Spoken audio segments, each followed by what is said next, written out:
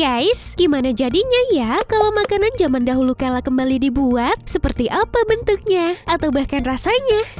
Nah, seorang profesor di Universitas Cambridge bernama Bill Sutherland menghebohkan sosial media lantaran dirinya membuat hidangan lezat dengan mengikuti resep berusia 3.770 tahun. Wah, penasaran kan guys?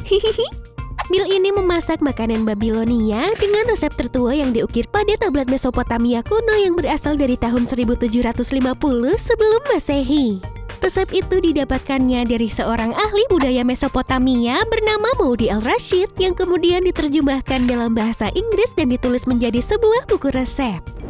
Meskipun begitu, Bill sempat kebingungan untuk membuat hidangan-hidangan tersebut sebab instruksi memasak ditulis dengan singkat dan tidak detail seperti instruksi yang ada pada resep pada umumnya. Alhasil ia harus menebak-nebak apa yang harus dilakukan pada bahan-bahan tersebut. Namun siapa sangka kalau ternyata dari buku resep yang dimilikinya itu ia berhasil memasak 4 hidangan yang dianggapnya rumit, yaitu semur daging domba, unwinding, dan kaldu Elamite serta sepotong roti. Terus bagaimana dengan rasanya ya? Untuk semur daging domba menurutnya merupakan makanan yang mudah dibuat dan rasanya lezat. Dengan adanya tambahan daun bawang dan bawang putih yang dihancurkan, semur daging domba punya rasa yang kuat dan tajam. Sementara ia mengatakan sebagai makanan yang menakjubkan dan penuh rasa. Unwinding dibuat dari daun bawang dan bawang bombay yang kemudian ditumis dan diberi remah-remah roti. Ia menganggap unwinding sebagai makanan yang rasanya membosankan walaupun memiliki tampilan yang menarik. Sedangkan untuk makanan terakhir yang dibuat olehnya adalah kaldu Elamite yang bahannya dimodifikasi menjadi dibuat dari pasta tomat. Makanan ini dianggapnya aneh namun mempunyai rasa sup kental yang lezat. Gimana guys? Apa kalian mau coba?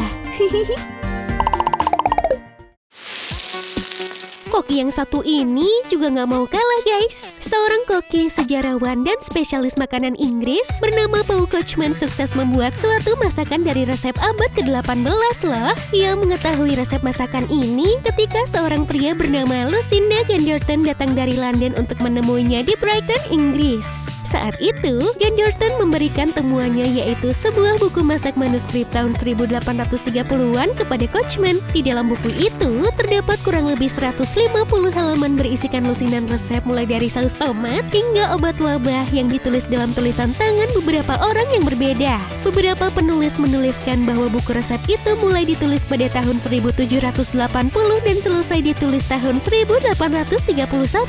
Dari resep itulah, ia kemudian membuat masakan dengan versi yang lebih modern. Seperti resep lambek ini guys, jika diadaptasi dari resep Paul Coachman dalam buku resep manuskrip tahun 1830-an itu, lambek memiliki bagian luar yang bagus, sedikit renyah, dan isi yang kaya. Untuk teksturnya hampir seperti puding.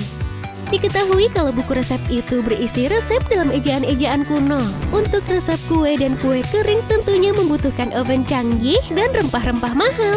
Hal itu membuktikan bahwa buku resep tersebut digunakan dalam rumah tangga kaya, elit, atau menengah ke atas. Coachman pun kini sedang mengumpulkan uang untuk melestarikan buku resep tersebut. Ia bahkan telah membagikan buku resep itu di situs webnya dan kelas memasak online-nya.